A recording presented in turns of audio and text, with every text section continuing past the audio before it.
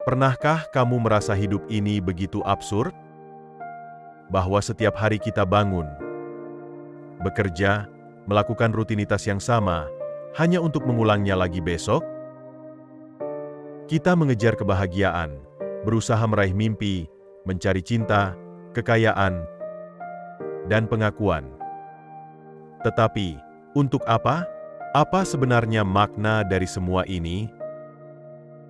Kalau kamu pernah mempertanyakan hal-hal seperti itu, maka kamu mungkin sudah menyentuh sesuatu yang disebut sebagai nihilisme. Sebuah pandangan dalam filsafat yang menyatakan bahwa tidak ada makna sejati dalam hidup ini. Tidak ada tujuan mutlak, tidak ada nilai yang benar-benar objektif, dan pada akhirnya, segala sesuatu yang kita anggap penting hanyalah ilusi yang diciptakan manusia.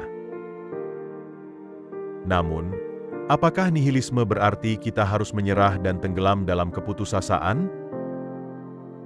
Atau justru sebaliknya, ini adalah kebebasan sejati yang bisa membuka cara pandang baru terhadap hidup? Mari kita bahas lebih dalam.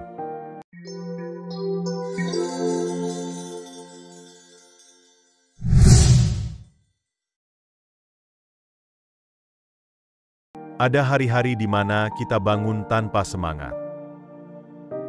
Rasanya seperti tidak ada alasan untuk bergerak, tidak ada motivasi untuk melakukan apapun. Entah itu karena pekerjaan yang terasa membosankan, hubungan yang tidak lagi memberi kebahagiaan, atau hanya perasaan bahwa apapun yang kita lakukan tidak akan mengubah apa-apa. Kita mulai bertanya, apakah ada makna dalam semua ini? Dan saat kita tidak menemukan jawabannya, kehampaan mulai merayap masuk. Bagi sebagian orang, kehampaan ini terasa seperti jurang tanpa dasar. Mereka menyerah, kehilangan arah, dan akhirnya menjalani hidup dalam mode autopilot. Hidup, tetapi tidak benar-benar hidup. Mereka bangun, bekerja, tidur, lalu mengulang semuanya lagi keesokan harinya, tanpa benar-benar tahu untuk apa mereka melakukannya. Bagi yang lain, kehampaan ini menjadi dorongan untuk mencari sesuatu, mencoba menemukan makna, mencoba mengisi kekosongan dengan hal-hal yang bisa membuat mereka lupa, hiburan, kesenangan sesaat, bahkan pelarian dalam bentuk yang lebih destruktif. Tapi pada akhirnya, semua kembali ke pertanyaan yang sama. Jika tidak ada makna dalam hidup ini, bagaimana kita harus menjalani hidup? Ada dua jalan yang bisa kita ambil. Yang pertama adalah menyerah. Menerima bahwa hidup ini tidak punya makna dan membiarkan diri kita tenggelam dalam kehampaan. Ini adalah jalan yang mudah, tetapi juga berbahaya. Ketika kita berhenti peduli, kita juga berhenti merasakan. Kita kehilangan keindahan dalam hal-hal kecil. Kita berhenti menikmati apa yang sebenarnya masih bisa kita nikmati.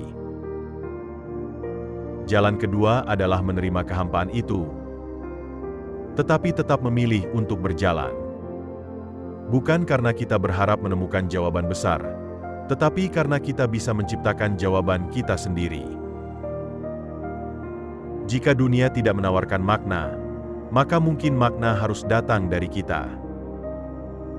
Makna bisa sesederhana menikmati secangkir kopi di pagi hari, mendengarkan lagu yang membuat hati tenang, atau tertawa bersama teman-teman.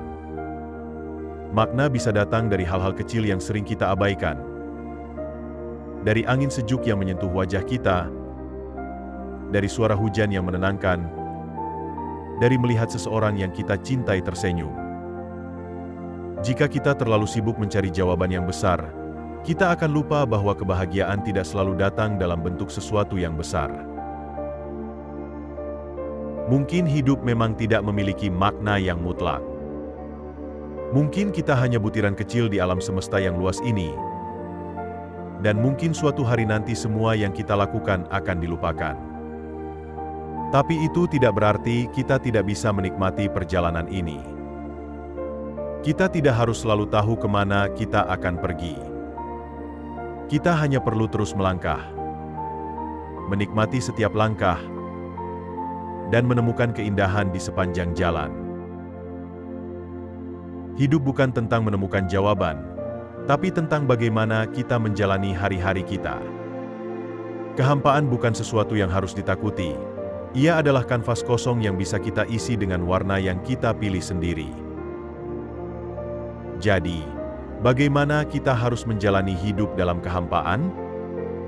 Dengan tetap berjalan, dengan tetap merasakan, dengan tetap mencari keindahan dalam hal-hal kecil. Karena pada akhirnya, meskipun tidak ada makna yang diberikan kepada kita masih bisa menciptakan makna kita sendiri. Terima kasih sudah menonton. Jika kamu punya pemikiran tentang ini, tulis di kolom komentar. Jangan lupa like dan subscribe untuk lebih banyak diskusi tentang kehidupan dan filsafat. Sampai jumpa di video berikutnya.